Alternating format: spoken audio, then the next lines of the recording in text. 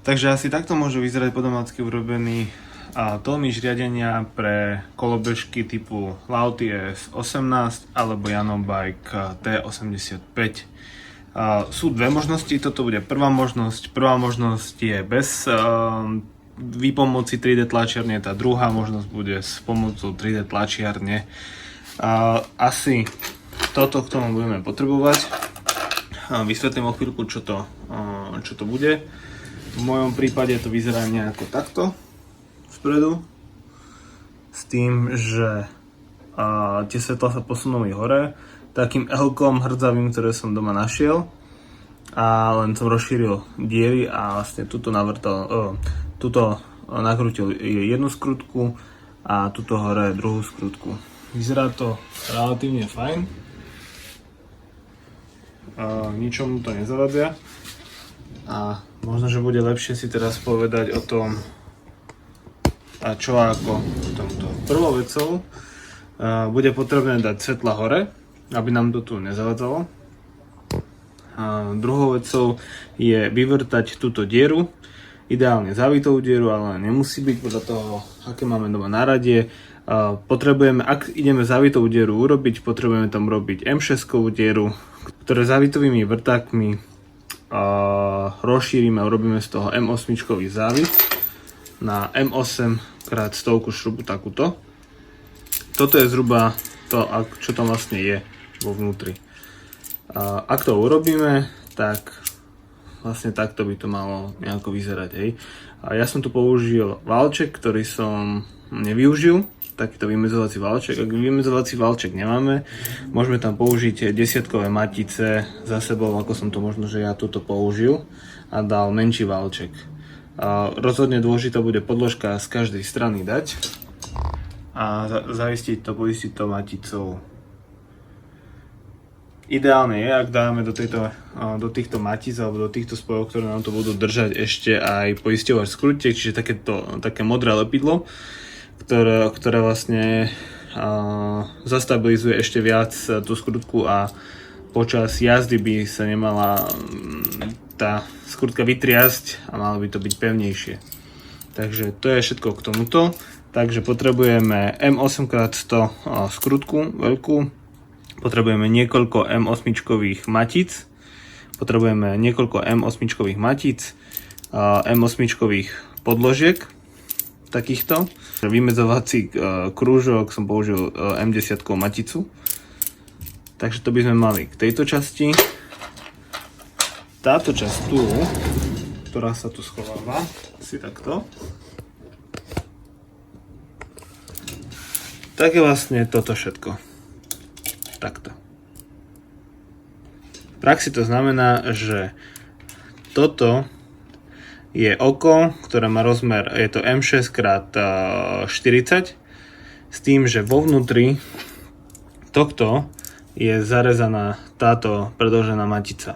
Niekto použil dve M6-kové matice, ja som v običku kúpil toto, skrátil som to zhruba z 30 mm na 18 mm, dal som to tuto dovnútra a príde mi to ako lepšie riešenie, určite pevnejšie, ak som to potom ešte doťahoval s klasickým kľúčom.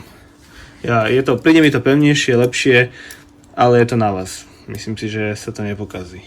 Čo ďalej potrebujeme? Potrebujeme túto hlúposť nájsť. Dá sa to nájsť v običku, ja som to napríklad nenašiel, ale predáva sa to v balení, myslím, že po 8 kusov za nejaké euro, hej. Volá sa to, väčšinou pri nábytku to býva. Je to vlastne takáto zavitá skrutka, má tiež M6 x 15 rozmer. Tá vlastne ide takto navrch tu a zo spodu sa pritiahnu tieto ostatné veci, hej, aby nám to tento myš pekne držalo. To znamená, ja som tam dal ako vymedzovací krúžok 10-kovú maticu, pod tým je 6-ková matica, poriadne zaistená, tu je M6-ková podložka, jedna druhá, ďalšia M6-ková skrutka a táto veľká skrutka, ktorá je tuto, je M6x30. Som to dal. Namiesto tohto ale môže ísť z 3D tlačiarne vytlačený krúžok, ale nie krúžok, ale taká podložka, aby ten tlmič bol v tejto polohe a nie v tejto polohe. Takže ešte čakám na to, keď to vytlačím. keď to bude mať, tak to bude potom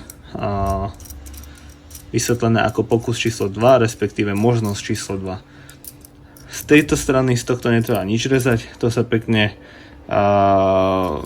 dá do kolobežky a je to veľmi inak dobré riešenie, pretože tá kolobežka je pevnejšia a síce má možno menšie zatáčanie, ale už cítim, už na tom, už len pred tou jazdu cítim, že proste tá kolobežka menej tancuje.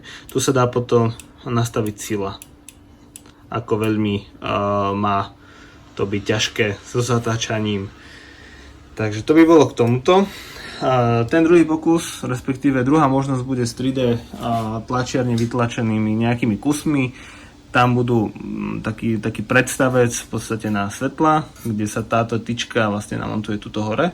A vlastne bude to ešte asi o niečo vyššie. A bude to možno, že aj o čosi lepšie vyzerať, ale ani toto nie je zlé riešenie. Závisí od toho, či to máte takéto niečo doma. Ale ak ste domáci kútil, tak takýto priešok niekde budete mať. Myslím si, že to z tej 3D tlačenej bude asi lepší nápad. Potom na tej 3D tlačenej sa dá pekne vytlačiť ešte ten pekne celý válček, že tam netreba použiť tieto matice, ale pekne sa dá celý válček. Myslím si, že je dobre dať maticu z jednej a z druhej strany, aby to bolo čo najpevnejšie a drží to ty kokos hodne silno. Takže toto by bola možnosť 1. Ja pevne verím, že vám tento návod pomohol alebo pomôže urobiť to rýchlo, jednoducho a že do Obička alebo do Hornbachu alebo do nejakého hobby marketu pôjdete iba raz a nie niekoľkokrát, ako som to urobil ja alebo ostatní chalani. Ešte